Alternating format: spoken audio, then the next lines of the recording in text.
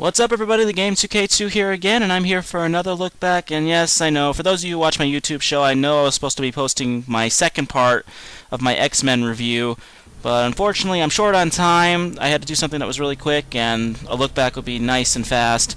But I'm short on time due to Otaku X coming up here in Albuquerque. I got a lot of production going on there, so it's taking up a lot of my time. But we are going to be looking at a very, very well-known game for the Sega Dreamcast, and that's Shenmue. It's become a very rare title to find from the Dreamcast. It's one of the Dreamcast's most well-known games. Came out with this game, and then they came out with Shenmue 2. Shenmue is pretty well known for being kind of a flop. It was made on a lot of money and didn't sell as much as I'm sure Sega wanted. I think the total cost on it was like $50 million, and it wound up selling, I think, just a little over a million copies. And to be quite honest, I don't remember shit about this game. I've played it once. I really don't remember much about it.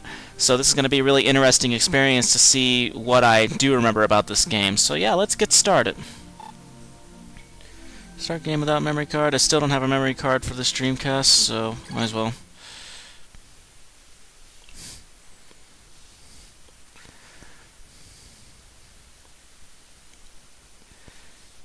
Now again, there was a Shenmue 2, but unfortunately Shenmue 2 was never released in America.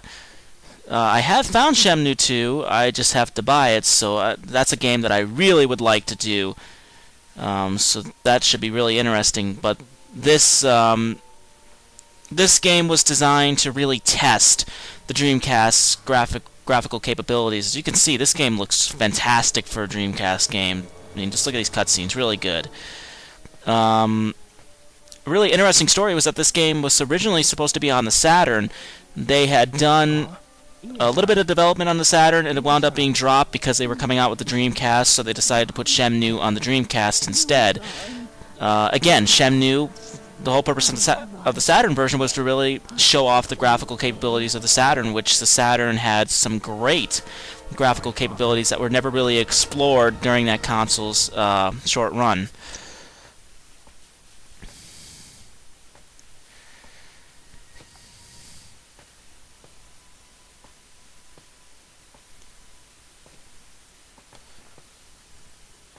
Now again, I don't remember a lot about this game. I've only played it once. I'm not entirely sure what the story's about. Kind of reminds me a bit of kind of like a Jet Li movie in some way. Ooh. Fukusan. Real son. Fukusan.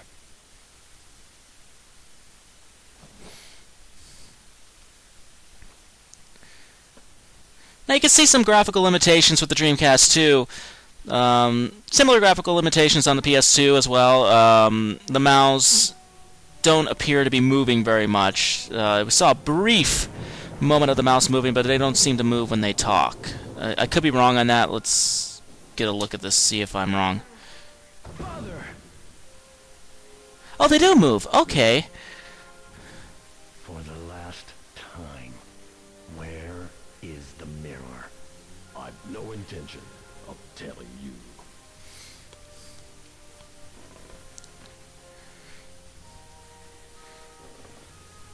This game looks great. I'm really surprised. You know, the Dreamcast, the public perception of the Dreamcast is that it was never as graphically impressive as the PS2 was during this particular generation of game consoles, but with games like this, it really did prove that there was more to the Dreamcast than a lot of America saw. Sega really designed this system well, but unfortunately the console was not around long enough to really see the console push to its graphical limits. This is one of very few games that actually did it. Shenmue 2, that's a game that I have no clue I have no clue about. I've heard it's actually slightly more graphically impressive than this game is, but it never got an American release. I have found it. Again, I just need to buy it, so hopefully, we can get a look at that game too. Or else, your son. Wait!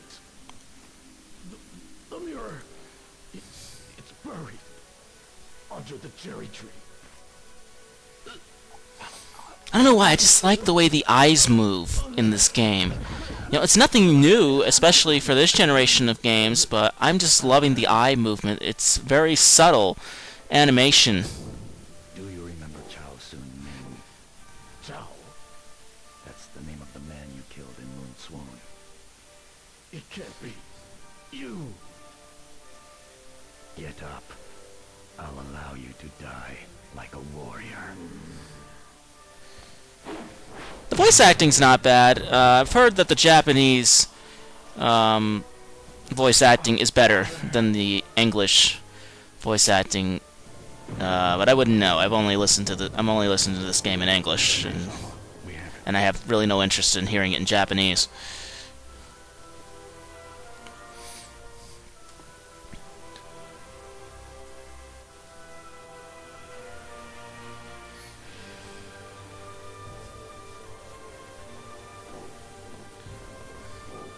Seems like a very elaborate story.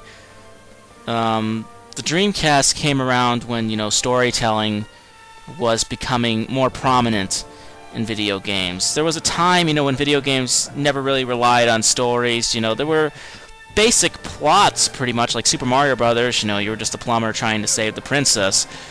Pretty basic storylines, but as the PS1 came out, as Saturn, the N64, and then all of a sudden we got into the Dreamcast, PS2,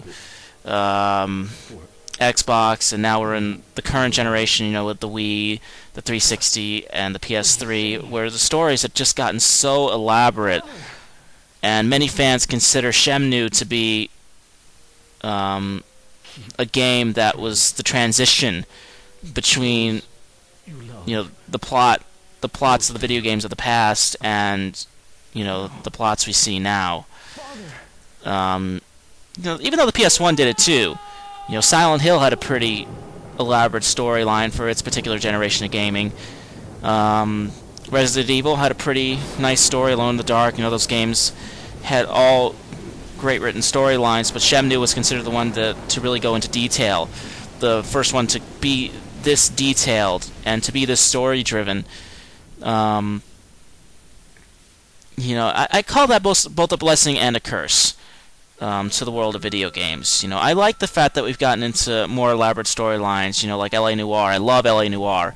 Grand Theft Auto 4, the latest Resident Evil games, those games, all have these great storylines. Max Payne 3, probably the more recent great storyline to come out in video games. But I feel like, storylines have kind of taken over the whole basic concept of gameplay. L.A. Noire blended it well. Resident Evil blended it pretty well. Max Payne 3 was kind of a little too story-driven. I felt that the story kind of outweighed the gameplay a bit. It's the same feeling I have towards multiplayer. Multiplayer I feel has taken over, single player a bit. Everyone seems to kind of be ignoring these great single-player games that have come out lately and going for the more online mode type of gameplay, which I feel has kind of wrecked the video game world, at least the old-fashioned video game world. And I'm loving these cutscenes. This is so well designed. And I believe this game is purely Sega. I think they're the ones who developed this, because I didn't see a developer in the beginning screens, so I'm assuming this is all Sega, and this is all Sega, man. This is great by them. And this is pretty elaborate animation for the time, too. Not much animation like this was seen at the time. It's become common now, but it wasn't common back then.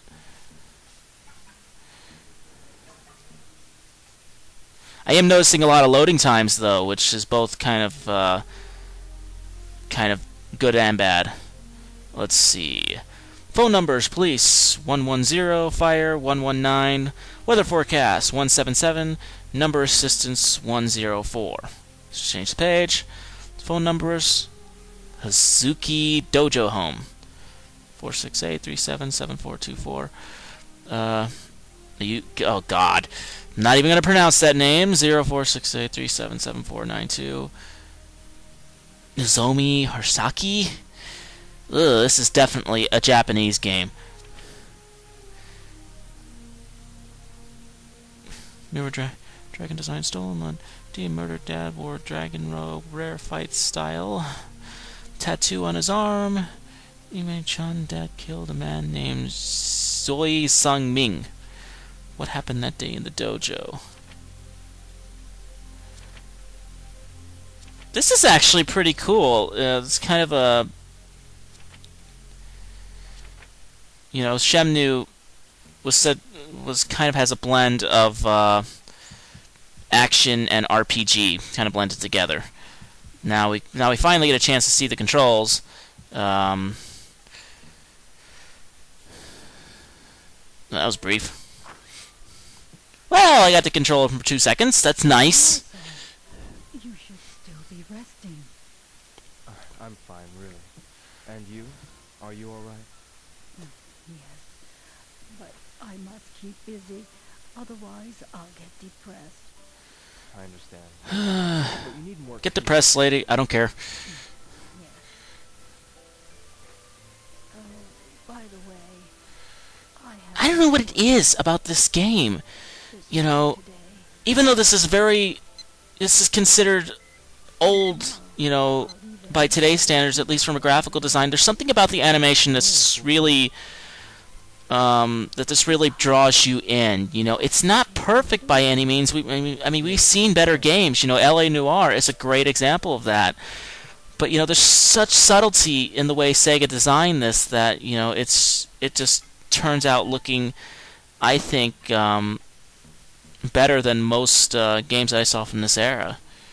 But let's see. I'm not enjoying the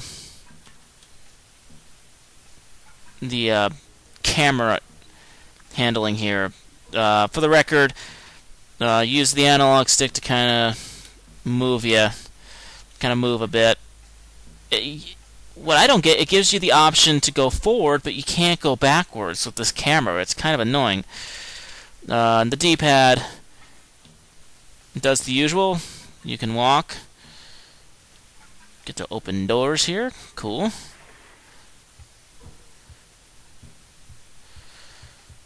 He walks a bit stiff. It's, the cutscene animation is great, but his walking animation is kind of odd. And this house is like a maze. It's driving me nuts. How do we get out of here? Oh wait, the door's already open. Tried to open it.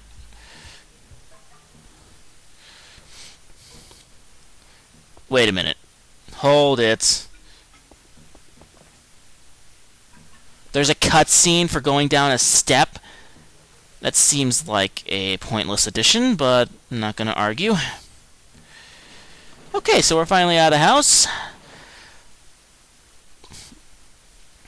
I do remember reviews of Shenmue, and one of the reviews stating that it was more RPG than it was an action game. And someone described it as a very unusual RPG, but we're going to see why it's so unusual in just a little bit. Let's see. Let's walk around, get a feel for the environment. Do I have the option to run at all? Okay, so X gets me the notepad here. So that's good to know. So we'll just get out of this. What does Y do? Okay, so I can scroll through my inventory for Y. Okay, cool.